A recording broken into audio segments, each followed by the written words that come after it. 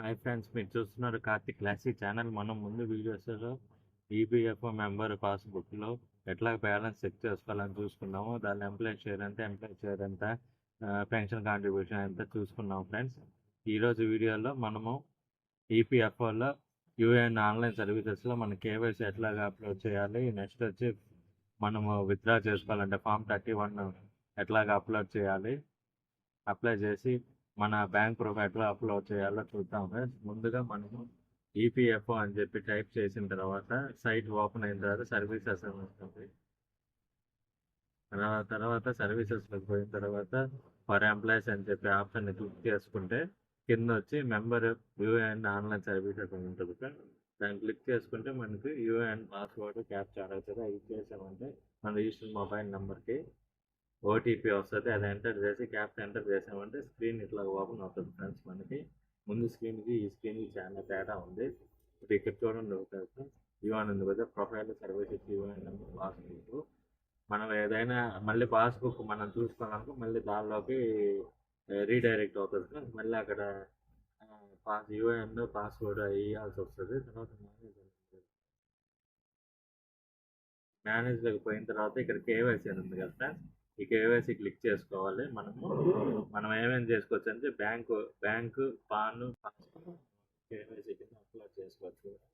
మనం ఇక్కడ ఏదైతే అప్లై చేస్తున్నామో అది అప్లై చేసుకొని ఓకే చేసామంటే ఇట్లా వస్తుంది. కింద ఇక్కడ కేవైసీ పెండింగ్ ఫ్రమ్ అప్రూవల్ అని వస్తుంది ఫ్రెండ్స్. యూఐఎన్ నెంబరు, డాక్యుమెంట్, ఇట్లాగ ఇవన్నీ వస్తుంది. Document suppose bank proof update చేసామంటే ఐఎఫ్ఎస్సి కోడ్ ఇవన్నీ వచ్చి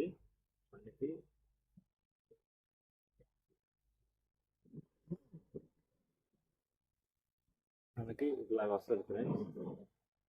ఇక్కడ చూడండి ఫ్రెండ్స్, డిలీటెడ్ బై మెంబర్ అని ఉంది. నేను ముందు డిలీట్ చేశాను. ఇక్కడ ఏం చేస్తుంది అంటే స్టేటస్ రిజెక్టెడ్ అని ఉంది. స్టేటస్ ఏంటంటే ఎంప్లాయర్ పెండింగ్ బై ఎంప్లాయర్ అని వస్తుంది. మనం ఏదన్నా అప్లోడ్ చేస్తే ఇక్కడ మనం అప్లోడ్ చేసిన తర్వాత మన కంపెనీకి పోయి మన ఈపీఎఫ్ బిల్ ఆఫీస్ పోయి కంపెనీకి పోయి తర్వాత వస్తుంది ఫ్రెండ్స్. అది తర్వాత ఓకే అవుతుంది, అప్రూవ్డ్ అని చెప్పి వస్తుంది. తర్వాత ఇక్కడ ఒక 1 or 2 వర్కింగ్ డేస్కి ఇట్లాగ అప్రూవ్ అని చెప్పి వస్తుంది ఫ్రెండ్స్. ఇట్లా ఫ్రెండ్స్ మన కేవైసీ అప్లోడ్ చేయాల్సింది.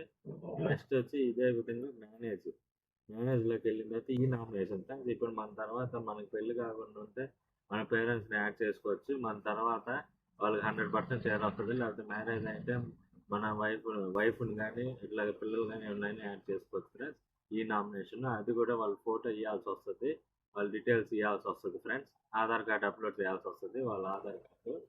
తర్వాత మార్క్ ఎగ్జిస్ట్ అంటే ఏం లేదు ఫ్రెండ్స్.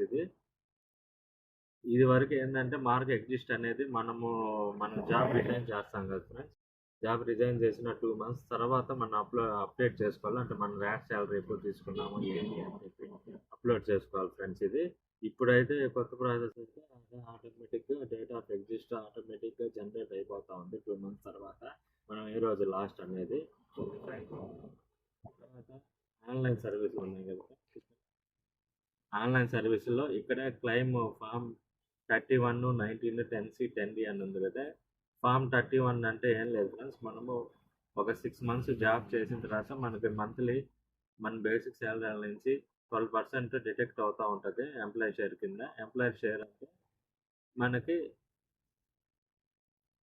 పెన్షన్ కాంట్రిబ్యూషన్లో 8.33%, మిగతాది వచ్చి మన ఎంప్లాయీ షేర్ ఇస్తారు. అది మనము చూసుకోవచ్చు మనం మెంబర్ పాస్బుక్లో. ప్లస్ ఇక్కడ ఫామ్ 31 అంటే ఏంటంటే మనం 6 months వర్క్ చేసిన తర్వాత మనము అడ్వాన్స్గా మనీ తీసుకోవాల్సి వస్తే మనం తీసుకోవచ్చు ఫ్రెండ్స్.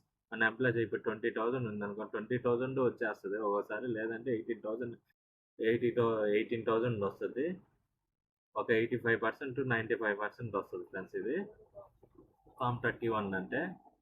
ఫామ్ 19 అంటే ఏంటంటే ఒక ఫామ్స్ ఉంటుంది ఫ్రెండ్స్. ఇప్పుడు క్లిక్ చేసింది, ఇప్పుడు నేను క్లిక్ చేస్తాను చూడండి, ఇట్లా వస్తుంది ఫ్రెండ్స్. ఇక్కడ మనం బ్యాంక్ డీటెయిల్స్ అదంతా ఇందాక చూపించాను కదా, కేవైసీ అప్డేట్ అయిన తర్వాత అదే బ్యాంక్ గ్రూప్ ఇక్కడ ఇచ్చి వెరిఫై చేస్తే ఓకే అయిపోతుంది. ఇక నాది పంజాబ్ అండ్ సింధ్ బ్యాంక్ ఉంది కాబట్టి ఇక్కడ ఏం లేదు సార్. వెరిఫై అయిన తర్వాత కింద వస్తుంది మనకి, వెరిఫై చేసిన తర్వాత అగ్రి అని చెప్పి వస్తుంది. దాని తర్వాత మనకి ఈ ఆప్షన్లు వస్తాయి. ఫామ్ 19 లేకపోతే అడ్వాన్సా, లేకపోతే ఫార్మ్స్ ఉంటే మనం సబ్మిట్ చేసి మన అకౌంట్ డీటెయిల్స్ ఇచ్చి మన అడ్రస్ కానీ ఇస్తే మనకి వితిన్ 20 డేస్ లోపు, తొందరగా అయితే ఒక 3-5 వర్కింగ్ డేస్లో పడిపోద్ది. మనం జాబ్ చేస్తా ఉండి విత్డ్రా చేసుకుంటే. లేదనుకుంటే రిజైన్ చేసిన తర్వాత మొత్తం కావాల్సా పిఎఫ్ అకౌంట్ మొత్తం కావాలి మనకి అకౌంట్ అంటే మనం మొత్తం డ్రా చేసేసుకోవచ్చు. అది వచ్చి ఒక 20 డేస్లో మొత్తం పడిపోద్ది. ప్లస్ మన కంపెనీ వాళ్ళు వేస్తారు మనకి అమౌంట్. నెక్స్ట్ వచ్చి పిఎఫ్ వాళ్ళు వస్తారు ఫ్రెండ్స్. దానికి దీనికి ఒక 1 వీక్ గ్యాప్ ఉంటుంది ఫ్రెండ్స్. 1 week 10 days. ఈ ఫామ్ 19 అనేది వచ్చి మన కంపెనీ వాళ్ళు వేసేది ఫ్రెండ్స్. రిజైన్ చేసిన తర్వాత ఫామ్ 10C వచ్చి వాళ్ళు పెన్షన్ వాళ్ళు ఇచ్చేది. 10D అనేది వచ్చి మళ్ళీ నెక్స్ట్ వీడియోలో చెప్తాను ఫ్రెండ్స్ మీకు. 10D అంటే ఏం లేదు, పెన్షన్ 50 ఇయర్స్ పైన పడిన వాళ్ళకి పెన్షన్ ఫ్రెండ్స్ ఇది 10D అంటే. అది ఫ్రెండ్స్ ఇది. మనము ట్రాకింగ్ స్టేటస్ కూడా చూసుకోవచ్చు మనం ఇక్కడ ఎట్లాగయ్యింది అని చెప్పి. ఇదిగోండి ఫ్రెండ్స్, ఇట్లాగ వస్తుంది. అప్లై చేసిన తర్వాత మనకి ట్రాకింగ్ స్టేటస్ కూడా చూసుకోవచ్చు ఏ విధంగా ఉందనేది. ఇదే ఫ్రెండ్స్ ఈ వీడియో. ఇది చాలా వరకు తెలుసు ఫ్రెండ్స్. బయట ఇంటర్నెట్ సెంటర్స్లో బయట సర్వీస్ వాళ్ళు ఏంటంటే పర్సంటేజ్ తీసుకుంటున్నారు. మనమే ఇంట్లో సిస్టమ్ కానీ ఉంటే మనమే విత్డ్రా చేసుకోవచ్చు. నెక్స్ట్ కేవైసీ అప్లోడ్ చేసుకోవచ్చు ఫ్రెండ్స్. ఇది చాలా యూజ్ఫుల్ ఫ్రెండ్స్. మీకు ప్రజెంట్ చాలామంది బిగినర్స్ ఉంటారు జాబ్లో చేరిన వాళ్ళు. ప్రజెంట్ వాళ్ళకి ఫ్రెండ్స్ ఇది చాలా మందికి తెలిసిన వాళ్ళకైతే ఇది ఈ వీడియో వద్దు ఫ్రెండ్స్. వీడియో మీకు నచ్చినట్టయితే షేర్ చేయండి, లైక్ చేయండి, సబ్స్క్రైబ్ చేయండి ఫ్రెండ్స్. వీడియో యూజ్ఫుల్ అవుతుందని నేను ఆశిస్తున్నాను. మరిన్ని వీడియోస్ తోటి మీ ముందు ఉంటాను ఫ్రెండ్స్. ఓకే ఫ్రెండ్స్, మీరు చూస్తున్నారు కార్తిక్ క్లాసిక్ ఛానల్. మీ కార్తిక్.